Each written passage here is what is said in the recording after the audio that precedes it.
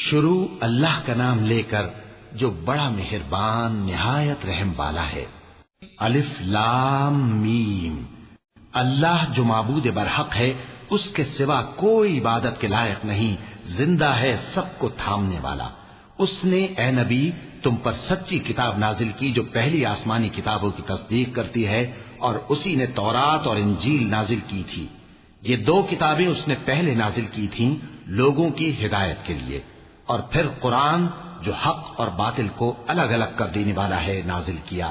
جو لوگ اللہ کی آیتوں کا انکار کرتے ہیں ان کو سخت عذاب ہوگا، اور اللہ زبردست ہے، بدلہ لینے والا ہے۔ اللہ ایسا خبیر و بصیر ہے کہ کوئی چیز اس سے پوشیدہ نہیں، نہ زمین میں اور نہ آسمان میں۔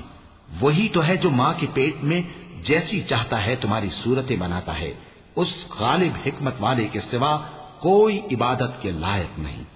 اے پیغمبر، وہی تو ہے جس نے تم پر یہ کتاب نازل کی جس کی بعض آیتیں محکم ہیں اور وہی اصل کتاب ہیں، اور بعض دوسری متشابہ ہیں۔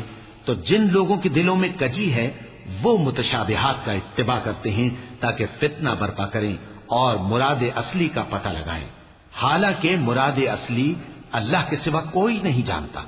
اور جو لوگ علم میں گہری نظر رکھتے ہیں وہ یہ کہتے ہیں کہ ہم ان پر ایمان لائے، یہ سب آیات ہمارے پروردگار کی طرف سے ہیں، اور نصیحت تو عقل مند ہی قبول کرتے ہیں۔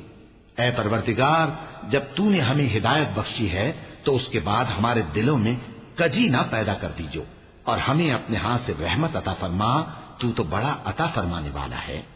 اے پروردگار، تو اس روز جس کے آنے میں کچھ بھی شک نہیں سب لوگوں کو اپنے حضور میں جمع کر لے گا، بے شک اللہ خلاف وعدہ نہیں کرتا۔